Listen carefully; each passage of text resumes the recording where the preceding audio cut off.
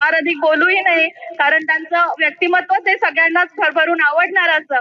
महाराष्ट्राच्या राजकारणातील तरुण तडफदार मंत्री आणि बीड जिल्ह्याचे लाडके कर्तव्यदक्ष पालकमंत्री आणि महाराष्ट्राचे कर्तव्यदक्ष कृषी मंत्री टाळ्यांच्या जोरदार गजरात सहर्ष आमंत्रित करूया आजच्या या सोहळ्याचे माननीय उद्घाटक नामदार श्री धनंजयजी मुंडे साहेब. एकदा टाळ्यांचा कडकडाट माननीय भाऊंसाठी होऊन जाऊ दे.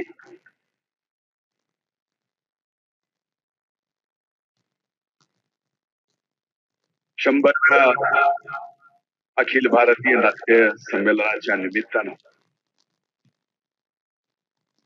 बीड येथे आयोजित विभागीय नाट्य संमेलनाच्या उद्घाटन प्रसंगी इथं उपस्थित अखिल भारतीय मराठी नाट्य परिषदेचे विश्वस्त माझे जिवलग विश्वासू मित्र, राज्याचे उद्योग मंत्री सन्माननीय उदयजी सामंत, नाट्य परिषदेचे विश्वस्त तथा अखिल भारतीय नाट्य परिषदेचे माजी अध्यक्ष, ज्यांचा मी स्वतः फार मोठा फॅन, आदरणीय मोहनजी जोशी साहेब, जे आयुष्यात आपली कला नाट्यसृष्टीतून दाखवून कधीच दमले नाहीत,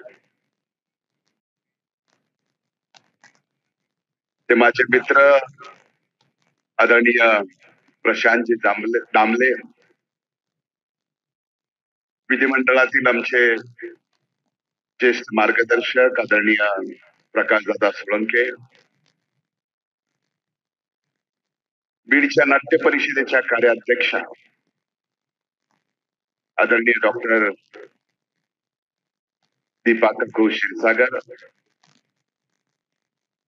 इथं उपस्थित माझे मित्र माननीय श्री संदीपजी पाठक, माननीय श्री अजितजी भुरे, भाऊसाहेबजी भोयर, नरेशजी गाडेकर, विजयजी गोखले, सतेजजी लोटके, माननीय श्री चंद्रकांतजी कुलकर्णी, माननीय सविताताई मालपेकर, उशिरा का होईना पॅडी आला,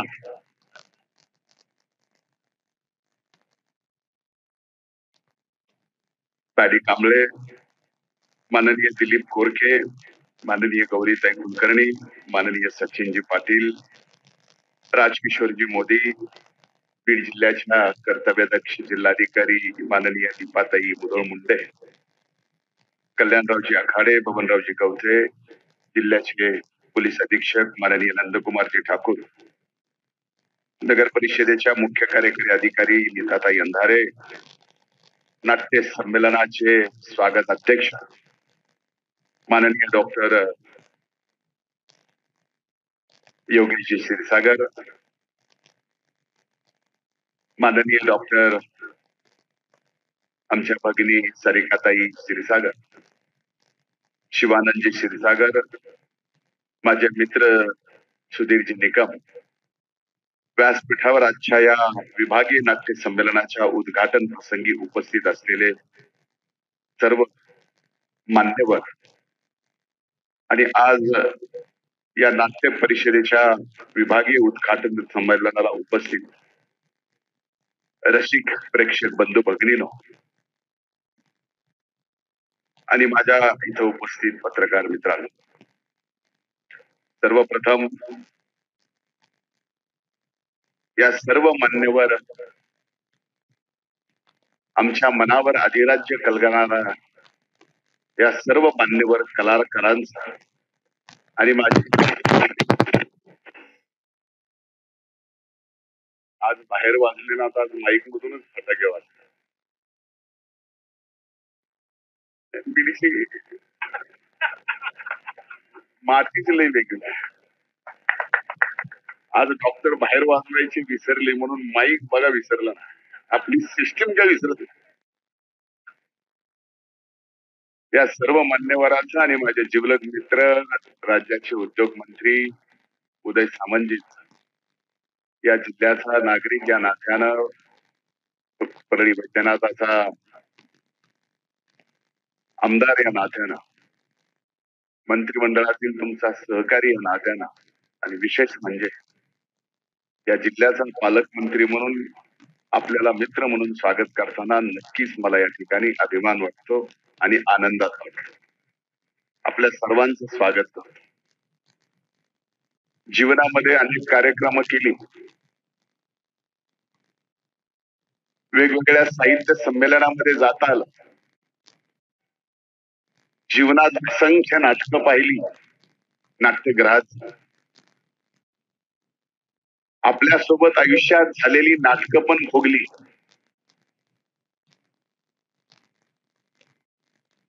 पण पहिल्यांदा जीवनात एका विभागीय नाट्य संमेलनाच्या उद्घाटक म्हणून यायची पहिली माझी ही वेळ आहे.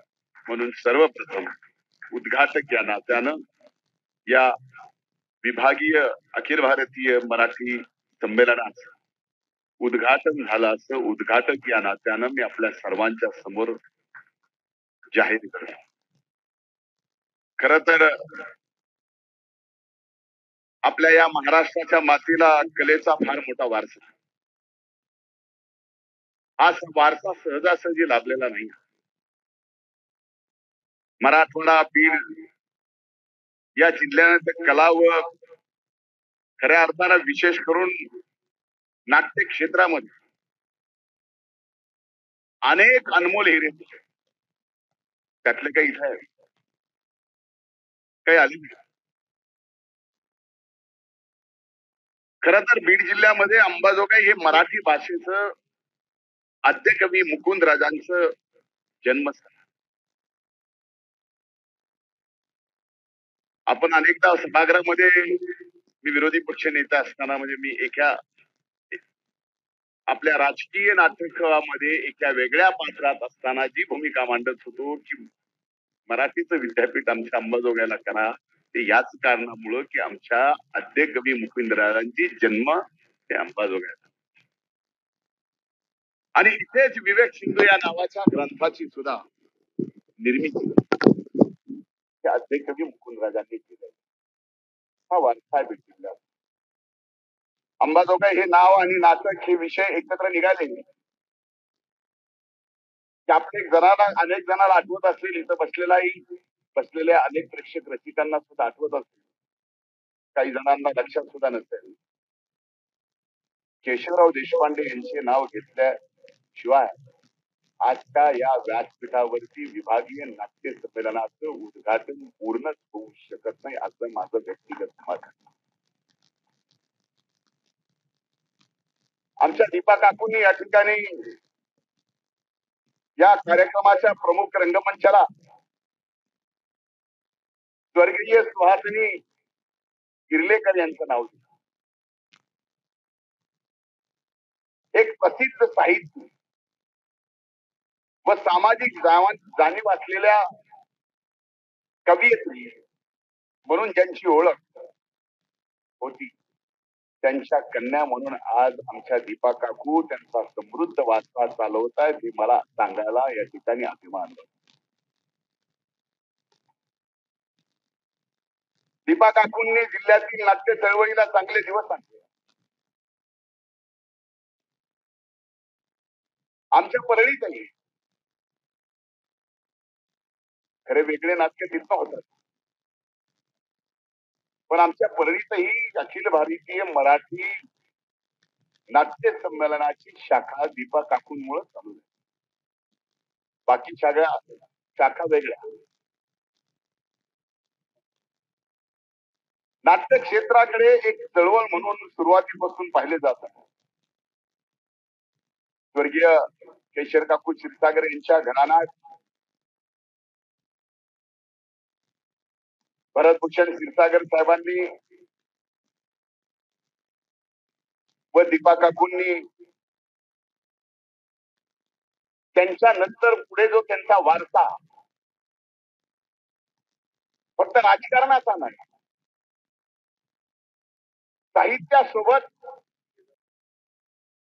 या नाट्य रंगमंचाचा सुद्धा जर खंबीरपणानं आजही चालवतायत तर त्या दीपा काकू चालवतायत. पण या बीड मध्ये त्या सभागृहाचं आज त्यांच्या सुपुत्रानं म्हणजे डॉक्टर योगेशनी मागणी केली, ते सभागृह सुद्धा यापूर्वी जर खऱ्या अर्थानं कुणी उभं केलं असेल तर ते डॉक्टर भरतभूषण क्षीरसागरांनी उभं केलं. मी त्यांचं नाव घेतल्याशिवाय आजचा कार्यक्रम पूर्ण होऊ शकत. खर तर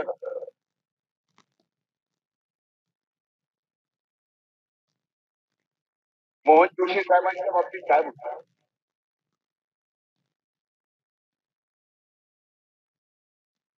आदरणीय मोहन जोशी साहेबांनी अनेक सिनेमाच्या पडद्यावर त्यांना पाहिलं. तुमचा जोश बऱ्याच दिवसानंतर आज आपण दिसतो. सहजासहजी कुठलाही कलाकार मग ते रंगमंचावरचा असो चित्रपट क्षेत्रातला असो, आजकाल पुढाऱ्यांना सुद्धा ही साथ लागली आहे वय लपवायची. पण तुम्ही या रंगमंचावरती पायऱ्या चढत असताना म्हणला दामले साहेबांना, अरे मी 71चा झालो आहे. त्या तुमच्या दोघांचं हे वाक्य मी ऐकत असताना माझ्या सारखा सुद्धा माझ्या आतला कलाकार जागा झाला आणि मी विचार करत होतो, तुम्ही त्यांचा एक हात धरला होता, मी एक हात धरला होता. 71 झाले तरी काय फरक पडतो. आता हे माझ्या शब्दात नाही, दामले साहेबांच्या शब्दात घंटा फरक पडतो.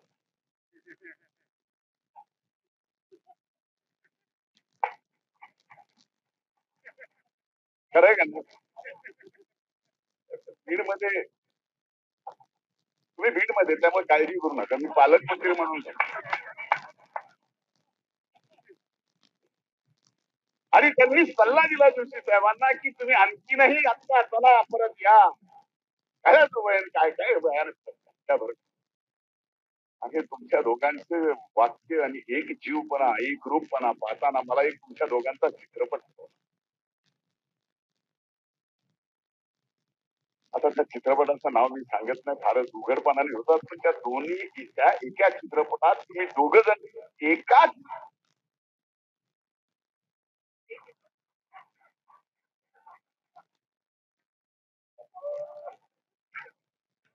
आता बाकी कुणाला तुम्ही काय सांगता, कुठला पिक्चर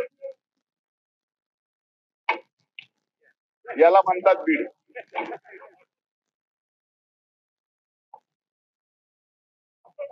पण ते उदाहरण मी याच्यासाठी देत नाही, तो चित्रपट होता, ते तुमचं पात्र होतं, दोघांना तुमच्या भूमिका दिल्या होत्या. पण दोघांच्या भूमिका ह्या एका व्यक्तीच्या मागे होत्या.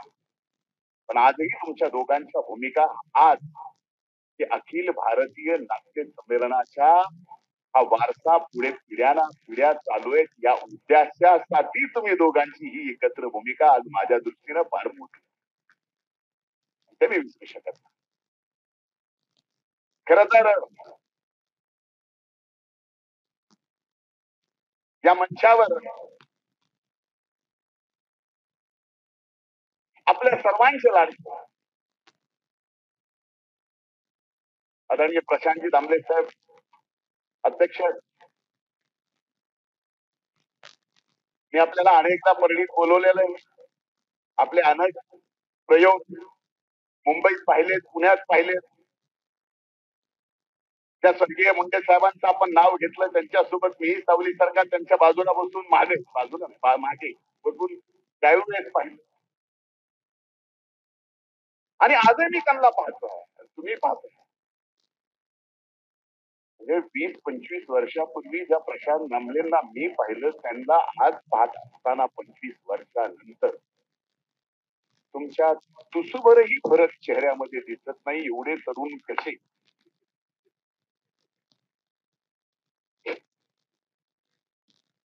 हा माझ्या मनामध्ये इथं व्यासपीठावर बसलेला क्षणिकभरचा प्रश्न, म्हणजे क्षणिकभर दुरगामी प्रश्न नाही, क्षणिकभर. पण खरं सांगायचं झालं तर एकमेव असे व्यक्ती आहेत त्या प्रशांत दामलेंनी इतिहासामध्ये नोंद केली आहे. प्रयोगाची केली आहे, कितीतरी हजार प्रयोग केले आहेत. आणि त्यांच्या नाटकाला कुणी हाऊसफुल म्हणावं आणि दाद द्यावी याची परवाना त्यांनी केली. एकमेव असे रंगकर्मी आहेत आपल्याच प्रयोगाचं हाऊसफुलचा बोर्ड आपल्याच सोबत घेऊन आपणच स्वतः बाहेर लावायचं हाऊसफुल. त्या व्यक्तीचं नाव आहे प्रशांत दामले. आपण विषय तिथं थांबवू शकत नाही. नावात त्यांच्या जरी शांतता असली पण त्यांनी जे कार्य हाती घेतलंय ते कधीच जमले नाहीत असे हे प्रशांत दामले आहे. कधीच जमले नाही. आजही बघा ना काय उत्साह आहे. आणि कलाकाराचा आदर व्यासपीठावर रंगमंचावरती या ठिकाणी आम्ही तुमच्यासाठी फार लहान आहोत, वयाने लहान आहोत. तुम्ही जे करताय ते तर आम्हाला जमत नाही. जमत पण तुम्ही इथं करता, आम्ही पडद्या मागे करतो. उदयजींचा आमचा प्रयोग मागे असतो. कळालं ना? कळालं. आपण सुद्धा हे बघा शेक्सपियरनी सांगितलेलं की कुठेतरी वाचलेलं मला सहज आठवलं कॉलेजच्या जीवनामध्ये वाचलं की आपलं जीवन हेच रंगमंच आहे.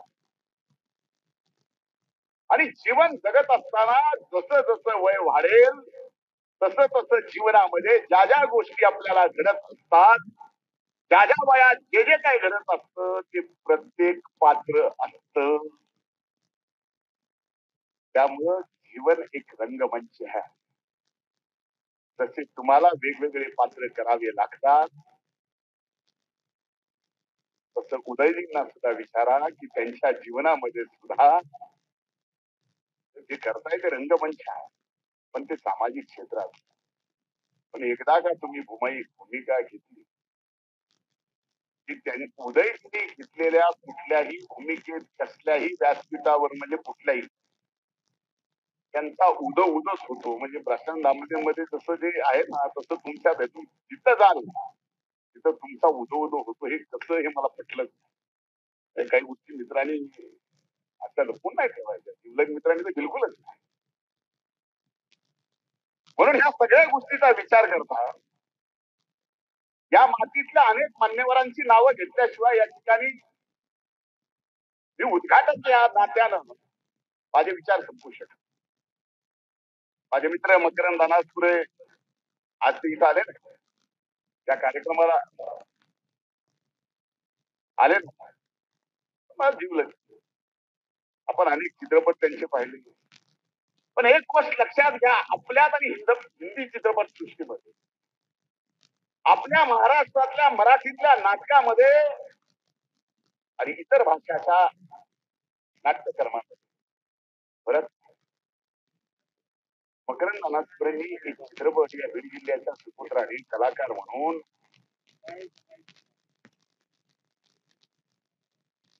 केशव माधवन आपल्याला आठवत. मराठी चित्रपट स्वाभाविक आहे की त्याला एवढं मोठं नाही पण त्याची कशाला तशी कॉपी ज्यावेळी हिंदी चित्रपटाने काढली आणि OMG नावाचा ओ माय गॉड अरबो रुपये कमवले. हा ट्रान्सफॉर्मेशन दामले साहेब येणाऱ्या काळामध्ये आपल्या मराठी कलाकारांमध्ये कलासृष्टीमध्ये रंगमंचावर आणि चित्रपट सृष्टीमध्ये सुद्धा खडवावाच लागेल हे सगळ्यात मोठं आव्हान आहे. आणि ते तुम्ही एकटे पेलणार नाहीत. आमच्यासारखे तुमचा आदर आणि या नटराजाला नतमस्तक होणारे अनेक रसिक आहेत ते सुद्धा तुमच्या खांद्याला खांदा लावून असतील. हा विश्वास आज या कार्यक्रमाच्या निमित्ताने मी आपल्याला देतो. खरं तर मी विनंती केली माननीय विश्वस्तांना आमच्या जिवलग मित्रांना 100वा आपण अखिल भारतीय नाट्य संमेलन या ठिकाणी पिंपळ चिंचवडला पहिल्यांदा पहिलं हे विभागीय दामले साहेब माझी विनंती आहे 151 आमच्या राज्याचं नाट्य संमेलन हे आमच्या बीड जिल्ह्यात व्हावं आणि बीड जिल्ह्याच्या सर्वांच्या संमतीने जर परळीत करायचं झालं तर तशी तयारी आमची आहे. कारण यापूर्वी अखिल भारतीय साहित्य संमेलन स्वर्गीय मुंडेसाहेब असताना परळीला झालेलं आहे. हा वारसा आहे. तुम्ही अनेक गोष्टीचा वारसा चालवता. आम्हाला एवढा तर चालवू द्या. 101 आम्हाला द्या. सगळं कोकणात नेऊ नका उद्या. मराठवाडा पण आहे एवढं लक्षात ठेवा. कोकण आणि विदर्भानी आणि पश्चिम महाराष्ट्र. बरोबर आहे का? दादा या गोष्टीची जमत होती. या सर्व परिस्थितीमध्ये आज डॉक्टर योगेश क्षीरसागरांनी विनंती केली की नाट्यगृहाला आपल्याला अधिकचे पैसे लागणार आहेत. आजचं बीडचं हे नाट्यगृह अतिशय चांगलं नाट्यगृह आणि तुम्हाला सगळ्यांच्या माहितीसाठी सांगतो की त्या नटराजाची आज पूजा करून आपण या अखिल भारतीय विभागीय नाट्य संमेलनाची सुरुवात केली.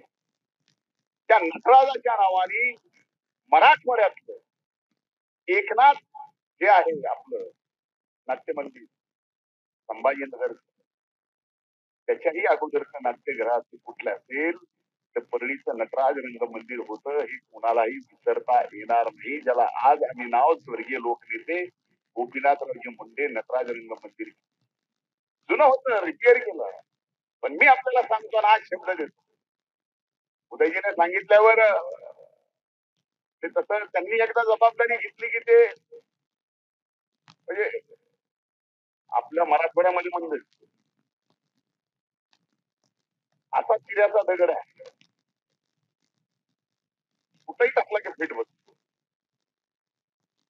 म्हणजे माझी रोलच नाही. तुम्ही माननीय मुख्यमंत्र्यांना सुद्धा हे मान्य करून घेऊ शकता. माननीय उपमुख्यमंत्री देवेंद्र भाऊंना सुद्धा हे मान्य करून घेऊ शकता. आणि दादांना तर आपले जुने संबंध आहेत. त्यामुळे या निधीच्या संदर्भामध्ये फक्त जबाबदारी हो म्हणून सांगा. बाकी सगळं मी करतो, तुम्ही काळजी करू नका. लगेच दबाव आल्यासारखं करू नका. फार काही मागणार नाही. काय लागून लागणार आहे 25 कोटी रुपये.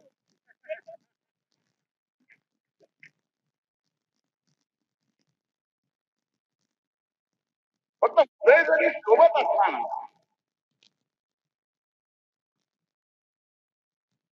धनंजयला असे निधी आणण्यासाठी एक मित्र म्हणून प्रेरणा मिळत असते ते आम्ही आणू. कारण डॉक्टर काळजी करू नका. 151 आपल्याला जर यांनी यजमान पद दिलं या जिल्ह्याला तर नक्कीच तोपर्यंत आपण या नवीन नाट्यगृहाचं एक्सटेन्शन करण्यासाठी जे काही खर्च लागेल त्याचं भूमिपूजन इथं उपस्थित सर्व मान्यवरांच्या शुभास्ते करू. हा शब्द आज या निमित्तानं आपल्याला देतो. आपल्या मातीमध्ये अनेक कलाकार आहेत. इथे बसलेत माझे मित्र. बघा इथं दिग्दर्शक काय नाही. इथं कुणाचा वारसा चालवत आहे बघितलं. वरात निघाल लक्ष्मणराव देशपांडे साहेब सहज शक्य आहे. म्हणून या बीडच्या मातीत अनेक जणांचा असा पुढे वारसा म्हणजे लक्ष्मणराव देशपांडेचा चालवत आहे. राजकारणामध्ये, समाजकारणामध्ये, नाट्यकर्मीमध्ये काकूंचा इकडे पुढे चालवत. सुंदरराव साहेबांचा मराठवाड्याचे पहिलं उपमुख्यमंत्री पद जे मिळालं ते दादांच्या वडिलांना ते त्यांचा चालवत आहे. आम्ही मात्र स्वर्गीय मुंडे साहेबांचा फक्त आणि फक्त 5वीला पुरलेल्या संघर्षाचा वारसा चालवतोय. दुसरं काय. पण हे खरं आहे. एक वस्तुस्थिती आहे की प्रत्येक ठिकाणी कुठल्या ना कुठल्या प्रत्येक गोष्टीला एक राज असलेला. आणि मला आज सांगायला अभिमान वाटतो मी एक राज्याचे सन्माननीय मुख्यमंत्री एकनाथराव शिंदे आणि दोन्ही उपमुख्यमंत्री देवेंद्र भाऊ आणि दादांच्या नेतृत्वाखाली काम करत असताना आज 100वे नाट्य संमेलन अखिल भारतीय आपण साजरा करत असताना यापूर्वी जेवढा राजाश्रय मिळाला नाही या सृष्टीला तेवढा सरकारकडून राजाश्रय मिळाला. हे अभिमानानं आज या ठिकाणी सांगायला मला खरेपणा वाटणार. म्हणून आज या सर्वांचं म्हणजे आज बघा बीडमध्ये असे कार्यक्रम आम्हाला उदयजी तसे लहानच वाटत. आमचा एखादा व्यक्तिगत जर नाट्याचा प्रयोग ठरवला असता डॉक्टर, याच्यापेक्षा किती आले असते? म्हणजे आपल्याला स्टेडियमवरच घ्यावं लागतं. इथं आपण कमी पडतो. आपल्या मातीत कला आहे, आपल्या मातीत कलाकार आहे, पण आपल्या मातीमध्ये त्या कलेच्या पाठीवर हात टाकणारे रसिक प्रेक्षक कुठेतरी कमी होत आहेत. हे आपल्यातला रसिक जागा ठेवा, एका गॅजेट मध्ये गुंतून बसू नका. आता असं झालंय, त्या गॅजेट मुळे घराघरात लेखक तयार झालेला आहे. घराघरात रील्सच्या माध्यमातून कलाकार तयार झालेला आहे. मान्य करता का नाही? मग ह्यांनी काय करायचं, आम्ही काय करायचं? प्रश्न आहे, गंभीर आहे.